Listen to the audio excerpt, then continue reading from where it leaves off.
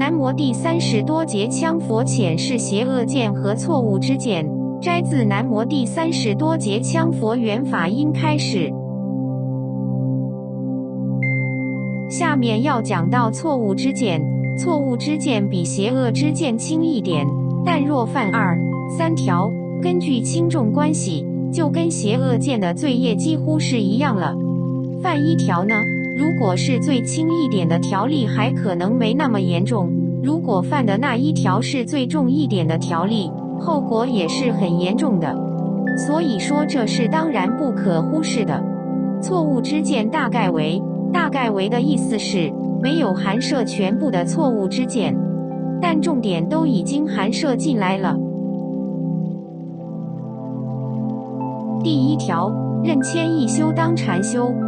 有些大德都犯这1条，我指的是真正的大德，古德们也有些犯这1条，至少是3业之语业犯这1条，而实际做时未犯。动辄就说菩提心的禅修、四无量心的禅修、十善的禅修。如果四无量心、菩提心、十善一开始就用禅修来修的话，那就是假的修持了。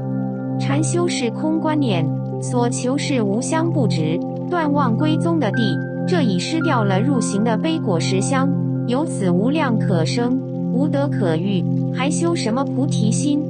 因此初入行人，无论修四无量心还是菩提心，都不能住禅观修，而是住谦抑修，要谦转把持固定理念意识入于行持，把自己的意识锁住，转在行为中，必须照着去做，去实行，去履行利益众生的事业，去实行法物的观想，去实行具体的一言一行、一举一动，这叫谦抑修。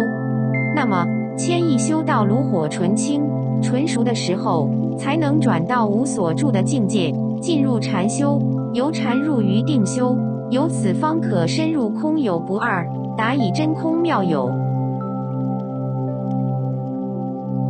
第2条，认坐禅是修行。有的人在那儿坐禅，他说是在修行。参禅打坐不是修行，那就叫参禅打坐，那是去体验自性的滋味，有体观达悟明心见性之地，也许还体验不到；或者去体验法理圣义的真谛，有的人还体验不到。而修行完全是2回事，坐禅是依于修行的1/10都不到，就6度而言，也只不过1/6而已，还有5个部分未涉及呢。修行是要去实际面对众生，面对心灵，依佛行举去做的。第3条，认解手印念咒为修法。有的人解手印念咒说他在修法，这是错误的，这不能代表修法。凡修法除了咒语、手印，还有法器、观想、方向、时间、法本中的完整轨程。第4条，认修法是修行。把修法当成是修行，是错误之见。修法就叫修法，修法不是修行。修行是大悲菩提心、戒律等的实施。第5条，认研究经教就是修行。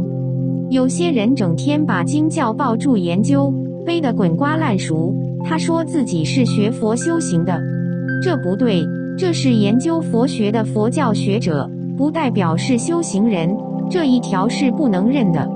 所谓认者，一是自己是这样的见地，二是认同对方，这2种都包括在里边，都是错误的知见。第6条，认落邪恶错误之见也会修成功夫。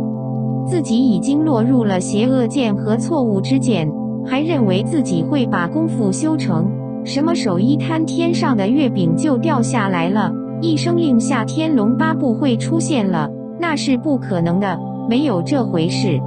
只要你落入邪恶和错误之见，你的功夫是修不成功的，就是修成功了也会退失。有2个仁波切，就是活生生的例子。其中一位，他的佛法基础不错，因此要求给他灌解脱大手印，一位禅的顶，结果为他灌了无法入定一位空有不二的境界，没有办法之下，就把它换成冠白财神的顶，但是冠白财神的顶同样无法得到升起次第，所以这个顶照常冠不成。另外一位已经是捉火定升起华氏163度，后来竟然奇怪了，一天一天地火温退下来，不到半年的功夫，全都失掉了，变成原来一个凡夫俗子的境界。这两个仁波切，他们都找到了他们的原因，结果是犯了邪恶之见和错误之见。其中有一位当下就进行了改正，后来给他灌顶，结果还是不成功，他又再找，又找到了3条，忏悔不干净，没有成功，最后又来一个深切彻底的忏悔，这一次灌顶，他的升起次第成功了。那么第二个仁波切修捉火的，他由于做了内心的彻底忏悔以后，这个捉火很神奇，又开始一天一天地在他的心风明点3脉5轮当中，密轮处又开始升起温来，就这样慢慢的，他的捉火定又复原了。就仅凭这2例，已经彻底可以说明，所以大家要注意，凡是落入邪恶之见和错误之见，要想得到什么功夫正量，那是绝对不可能的。第7条，任上师可对弟子无理要求。很多大德们都犯这一条，把自己看得何等了不起，认为弟子必须要这样才叫3业相应。其实这种大德是凡夫心自私心态，断定没有功夫，这是错的。或者依于古德错讲，无论依于任何古德的法规都是不正确的。上师无权对弟子无理要求，如果上师是圣者，更要讲法依法，不能有半点使弟子不理解致成身心伤害。圣者上师更要用道德无私摄化众生。凡是认为上师可以对弟子无理要求，就是错误之见。只有一种情况，于法缘上考验弟子缘起时，可以采取特殊的方法印证弟子，但其本质必须对弟子是大慈大悲，是为弟子的前途利益考虑的，不是为上师个人利益而要求。而且这种考验必须是至少已经证到6部金刚力最上乘2部的圣者方有资格施行，如马尔巴大师考验密勒日巴祖师。第8条，任他邪说不让众生知。看到别人邪说残害有情了，在这时只想自己修行，不顾别人，认为他非即我非，同体明大悲，不要说吧，我自己要修行。这种关键是错误的，一定尽力阻止邪说，要告诉受害众生，你接受的是邪说，那是违背经教的。我们师父第30多节腔不是这样讲的。你们要记住1条，凡是见到有人邪说，要让众生了解，不要再让他的邪说继续危害更多众生。但是记住，如果那些是非是针对伤害你自己的，此时应该他非即我非，同体明大悲，应自我忍辱，不可外宣。第9条，任不修行求加持并语。认为自己不修行，只要是求佛菩萨或上师们加持，依靠加持力病就会好，这想法不正确。一定要修行，修了行，求加持，同时还要吃药，病才会好。第10条，任佛门丹丸可愈百病。认为什么长寿丸、至宝丸、大宝丸、金刚丸、甘露丸等种种丸会把100种病都治好，这是胡说八道，不可以认同，是违背因果的。只要你认同，就落入错误之见了。不错，我有很多种丹丸，而且都是真品，真正的几大圣宝丹丸确实加持力很大，但绝对不是100病皆治。第11条，任剃度出家可吃荤。已经剃度出家，身为出家人了，受了沙弥尼戒，沙弥戒，或者受了比丘尼戒、比丘戒等等，只要你受了这个戒了，你就不能吃荤，非常严格。无论你是什么身份，只要吃荤就是破戒。第12条，任受大法灌顶不修菩提心。认为我今天修了大法了，菩提心修它干什么？我这个法多大啊，马上能成就的，不修菩提心了，这是错误之见。凡脱离菩提心行，所修的一切大法皆成水中月，镜中花，见而不实，无有实相之果。第13条，任不持六波罗蜜。六波罗蜜必须要修持，无论你是修什么法的人，布施、持戒、精进、忍辱、禅定、智慧，这是必须的。只要你认为可以不行持六度，就是错误之见。无论你用什么法，都代替不了六波罗蜜。第14条，任有最高的法相应一切众生。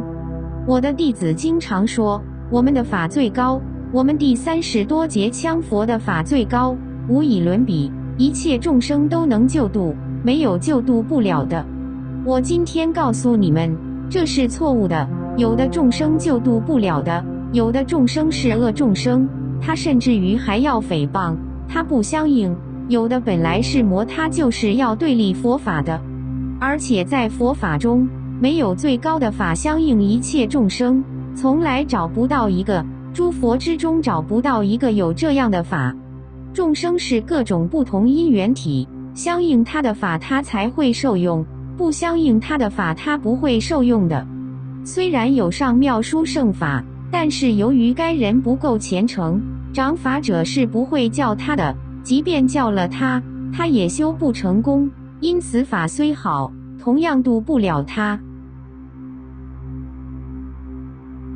第15条，任他方遥控灌顶。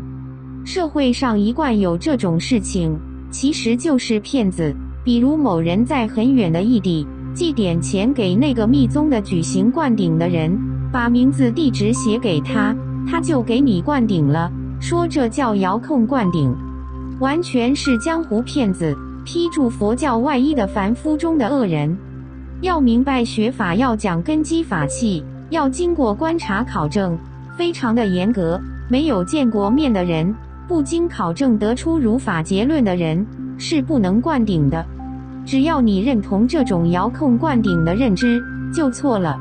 第16条，任只要做好事不修法也会解脱。认为只要把好事做了，我去多修点桥、铺点路、救济点人、帮助点穷困，那么我不修法都会成就的，这是不正确的。这样只会享受有香的人天福报，不能成就。做好事必须结合行持修法才能成就解脱。第17条，认为断我执，不管他痛苦。